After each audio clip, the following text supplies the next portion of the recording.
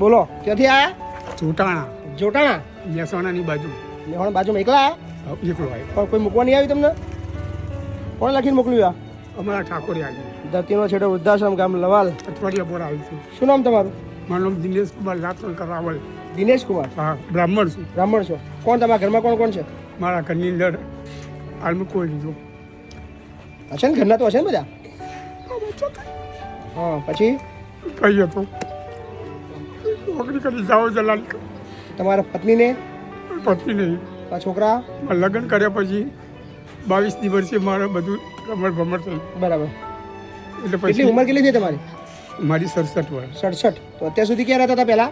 હું મારા જૂના ઘરમાં રહેતો હતો જુનાગઢમાં એકલા? એકલા. જમવાનું? જમવાનું મારા નિરાધારમાં ચોટવાના પંચાયત મને હાલતી હતી અચ્છા 1000 રૂપિયા.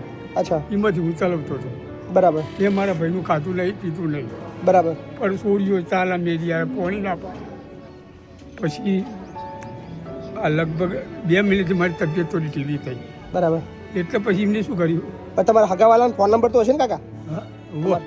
હા તો એ નંબર લખાઈ દો. રો કોઈ ચિંતા નહીં. બરાબર, વળી ગયા. કોઈ ટેન્શન નહીં. હા ને, તમારા ખાલી હગાવાલા તમારો જે કુટુંબવાળા કોઈ હોય ને એમનો ફોન નંબર ખાલી એમને વાત કરી દેડો. અમે કહી દઈએ કે તમારા મોણાસી અહીંયા રહે છે, કોઈ ચિંતા ના કરશો. હા ને? હાલો. હા તો કોઈ વાંધો નહીં. રમેશભાઈ કહીને કરી દઈએ છે, ચિંતા ના કરો. હમણાં આવ્યા છો? હમણાં હાલો, જઈ હાલ જ આવ્યા. જાઓ રમેશભાઈ કહી, ભાઈ ભીખાભાઈ, આપણા ભીખાભાઈ છે, એમના જો ભાઈબંધી કરી લેજો. તો હા ને? પછી કોઈ ચિંતા ધીરે નહીં. ધીરે બધાની બસ બસ, ટેન્શન ના લેશો. તો